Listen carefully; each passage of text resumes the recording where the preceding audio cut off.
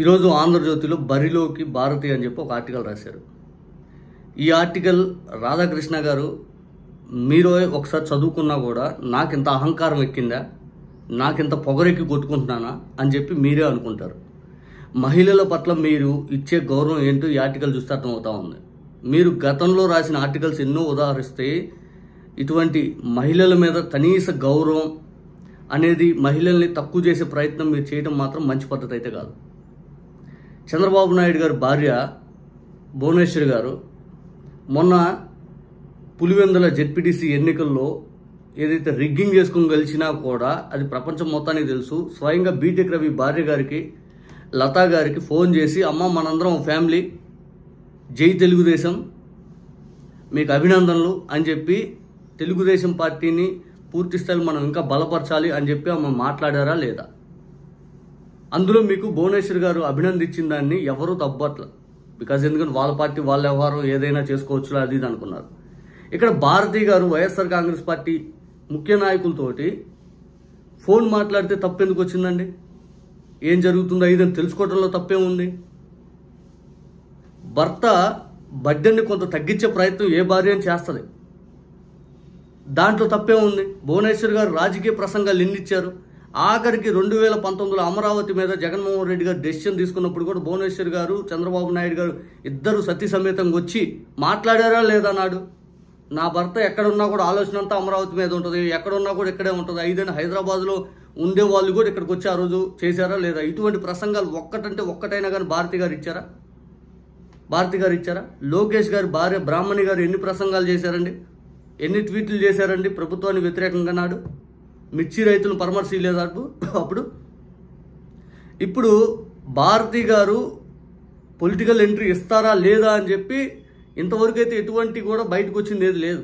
మీరు ఫేక్ వార్తలు ఫేక్ వ్యవహారాలు ఏమైనా చేసుకోకుండా ఉంటే మంచిది. ఇవ్వాలన్నా కూడా ఏం అభ్యంతరం ఏం లేదు. బికాజ్ ఎందుకంటే మేమందరం వైఎస్ఆర్ కాంగ్రెస్ పార్టీ ఫ్యామిలీ. మాకు లేని బాధ మీకెందుకు? మాకు లేని బాధ మీకెందుకు? జగన్మోహన్ రెడ్డి గారు ప్రజా ఉద్యమాలు ఇప్పుడు దా చేయలేదంట. పార్టీ క్యాడర్కి ఆయన పిలుపునిచ్చేసి ఆయన బెంగళూరు వెళ్ళిపోతున్నాడంట. సజ్జల రామకృష్ణారెడ్డి గారు ప్రెస్ మీట్ పెట్టి ఏది పడితే అది మాట్లాడితే ఇంకా అది నెగిటివ్ వస్తుందంట.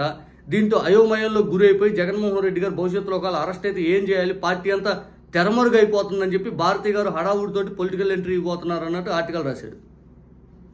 జగన్మోహన్ రెడ్డి గారు పెట్టిన ప్రెస్ మీట్లు ప్రతిపక్షంలో ఉన్న ఇప్పుడు ఈ నిమిషం ఒక్కటైనా కానీ జవాబు ఇచ్చారా మీరు? ఒక్కటైనా కానీ ఆయన అడిగి స్ట్రైట్ క్వశ్చన్కి మెడికల్ కాలేజీల గురించి ఏదైనా కానీ ఇన్ని రోజులు అప్పుల గురించి అడిగాడు, ప్రభుత్వ ఉద్యోగుల గురించి అడిగాడు, మేనిఫెస్టో గురించి అడిగాడు. ఒక్కదానికి సూటిగా సమాధానం చెప్పారా? ఏమన్నంటే పులివెందుల ఎమ్మెల్యే, ఏమన్నంటే పులివెందుల ఎమ్మెల్యే 11 వచ్చినాయి.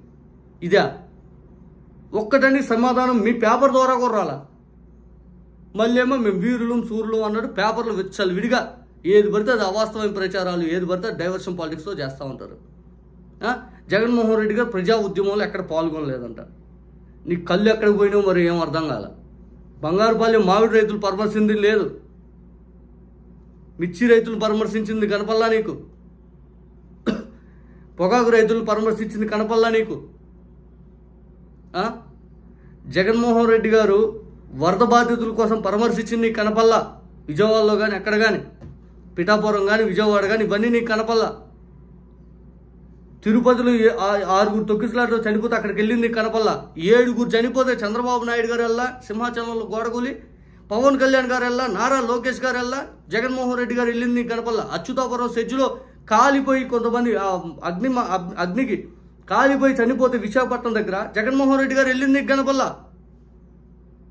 ఇంక నీకేం కనపడతాయి నాయన ఇదంటే చంద్రబాబు నాయుడు గారు అద్భుత కల్పనలు అద్భుతమైన మాటలు అవి నీకు కనపడేది. భారతి గారు ఫోన్ చేసి మాట్లాడితే నీకెందుకు, మాట్లాడకపోతే నీకెందుకు? ఏదైనా మేమందరం వైఎస్ఆర్ కాంగ్రెస్ పార్టీ ఫ్యామిలీ, మా పొలిటికల్గా మేము ఏదైనా చేసుకుంటే నీకేంటి బాధ, నీకేంటి నొప్పి, నీకేంటి? ఇప్పటి వరకు అయితే అఫీషియల్గా ఎటువంటి కూడా బయటికి లేదు. నీకెవరు చెప్పాడు? వైసీపీ ముఖ్య నేతలని నీకెవరు చెప్పాడు? నీకెవరు చెప్పాడు? దాన్ని దీంట్లో వక్రీకరించడం. జగన్ గారి ఫోన్ లేదు, మరి భారతి గారి ఫోన్ లేదు, ఉందో లేదో తెలియదు. మరి భారతి గారి ఫోన్ నుంచి కాదు మాట్లాడేది. అంటే వీళ్ళు జగన్ గారికి అత్యంత సన్నిహితంగా ఉండే రిటైర్డ్ అధికారి, ఈ మద్యం కుంభకోణంలో మద్యం అక్రమ కేసులు జైలుకి వెళ్ళాడు, ఇదే మాట్లాడేవాళ్ళు. ఆయన ఫోన్ నుంచి మాట్లాడుతున్నారంట. ఏం మాట్లాడుతున్నారు? ఒక్కటైతే వాస్తవం, అంతిమంగా నారా భువనేశ్వరి గారు ఇచ్చినటువంటి పొలిటికల్ స్పీచ్లు కానీ, నారా భువనేశ్వరి గారి పొలిటికల్ అపీరియన్స్ కానీ, భువనేశ్వరి గారి తర్వాత బ్రాహ్మణి గారు పొలిటికల్ స్పీచ్లు కానీ, లేకపోతే బ్రాహ్మణి గారు పొలిటికల్ అపీరియన్స్ కానీ భారతి గారు ఇంతవరకు ఎప్పుడు అప్పీరగల.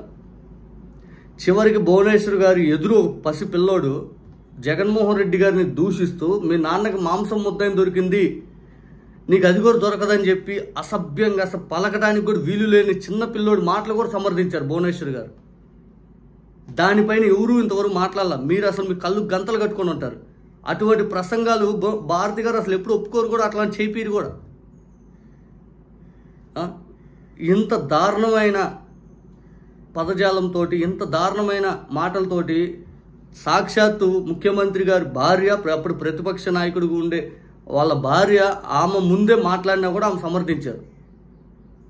దీనన్నిటికీ నిజంగా చెప్పాలనుకుంటే పొలిటికల్ ఎంట్రీ, బరిలోకి 5 అని కలకలం, ఇవన్నీ ఎవరికి కలకలం? ఎవరికి కలకలం? ఎవరికి కలకలం? కుప్పం పర్యటనకు ఎన్నిసార్లు వెళ్ళాడు, లేకపోతే ఎన్నిసార్లు వెళ్ళారు గతంలో? ఎందుకండి అవన్నీ మాట్లాడటం ఇప్పుడు?